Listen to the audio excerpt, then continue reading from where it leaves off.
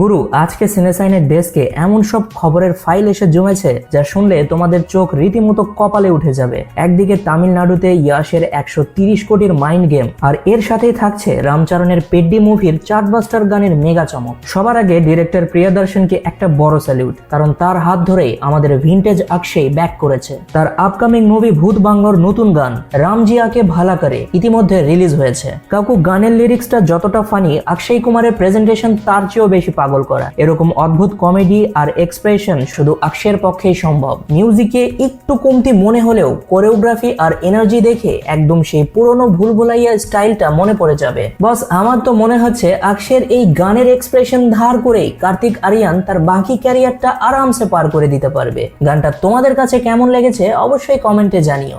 এবার কথা বলবো আমাদের রকি ভাই মানে ইয়াশকে নিয়ে। টক্সিক মুভি নিয়ে প্রত্যেকটা দিন একটার পর একটা নতুন নতুন আপডেট চলেই আসছে।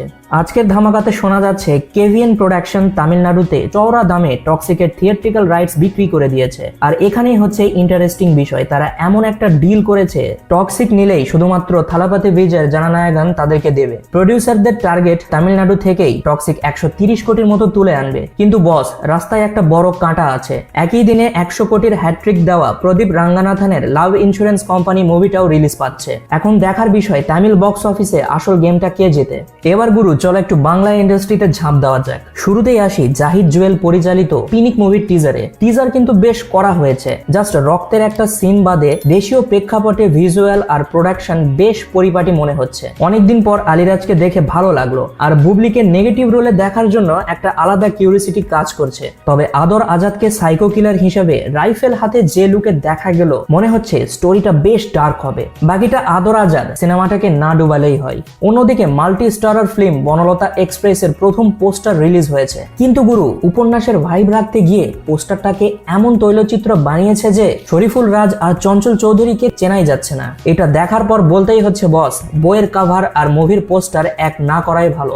তবে আশা করি মুভির সিনেমাটোগ্রাফিটা ভালো হবে। বাংলা ইন্ডাস্ট্রির কথায় যখন আসলাম, তখন মেগাস্টার শাকিব খানকে নিয়ে কথা হবে না তা তো হয় না গুরু। লাগে উড়াধুরা, চাঁদ মামা বা লিচুর বাগান, শাকিব আর প্রীতমের কম্বো মানেই এখন সুপারহিট। এবারের আসন্ন ঈদে শাকিবের নতুন মুভি প্রিন্সের জন্যও কাজ করছেন প্রীতম হাসান। তিনি জানিয়েছেন শাকিব ভাইয়ের মুভির গানের উপর দর্শকদের অন্যরকম একটা আশা থাকে, সেই জায়গা থেকে নতুন কিছু করার চেষ্টা করছি। ঢালিউড থেকে এবার সোজা চলে যায় সাউথ ইন্ডাস্ট্রিতে। পেড্ডি মুভির চিকরি চিকরি সং দিয়ে যে হাইপটা উঠেছিল, এবার সেই জায়গা দখল করতে আসছে রাই রাই রারা নামক একটি নতুন সং।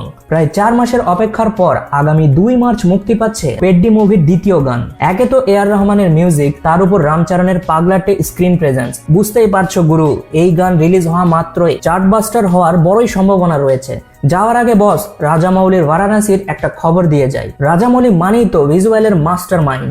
আপকামিং মেগা প্রজেক্ট বারাণসীর বিহাইন্ড দ্য সিন দেখে তো গুরু সকলের চোখ কপালে। হায়দ্রাবাদের অন্নপূর্ণা স্টুডিওতে বিশাল সেট আর অ্যাডভান্স মোশন ক্যাপচার টেকনোলজি দিয়ে শুটিং চলছে। আর এর চাইতেও মজার বিষয় হচ্ছে রাজামৌলি নিজেই কনফার্ম করেছেন যে রামায়ণের যুদ্ধের অংশ, বিশাল প্রাণী আর দানবের সিনগুলো একদম রিয়েলিস্টিক হতে চলেছে। হাই অকটেন অ্যাকশন আর সিনেমার স্কেল দেখে রাজামৌলির উপর আবারও একবার চোখ বন্ধ করে ভরসা করা যায়। তো গুরু, এই ছিল আজকের মুভি দুনিয়ার পুরো পোস্টমর্টেম। কোন খবরটা আপনাদের সবচেয়ে বেশি চমক দিয়েছে ফটাফট কমেন্ট বক্সে আপনাদের মতামত জানিয়ে দিন। দেখা হচ্ছে আগামী কোনো নতুন ভিডিওতে। সে পর্যন্ত সকলেই সুস্থ এবং সুন্দর থাকবেন। Signing out.